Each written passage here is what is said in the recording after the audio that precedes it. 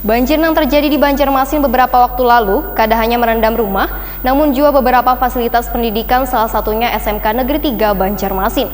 Sehingga halaman yang sempat terendam pun mulai dilakukan pembersihan oleh siswa bersama dengan bubuhan guru, beisukan Jumat 5 Februari 2021.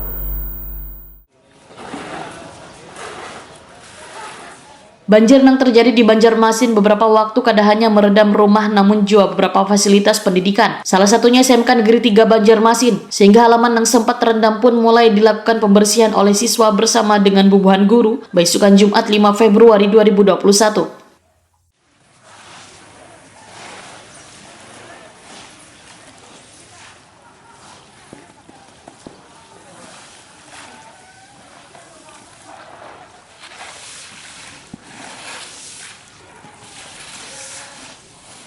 Kegiatan beberasi ini juga dilakukan di Masjid El Rusdi oleh siswa-siswi tahfiz di sekolah tersebut.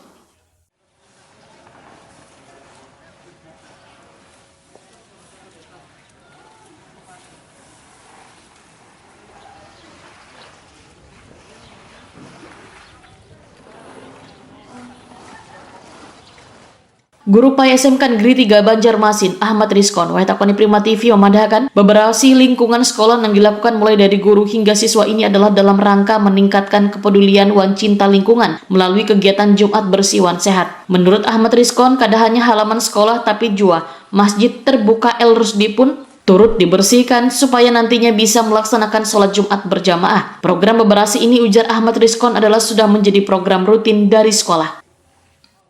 Secara bersama-sama semua elemen ikut, guru-guru, para OSIS, juga anak-anak tahfiz dan anak-anak ekstrakurikuler juga melaksanakan hari ini Jumat bersih, ya, bersih-bersih sekolah, bersih-bersih ruang kelas, bersih-bersih masjid dan halaman.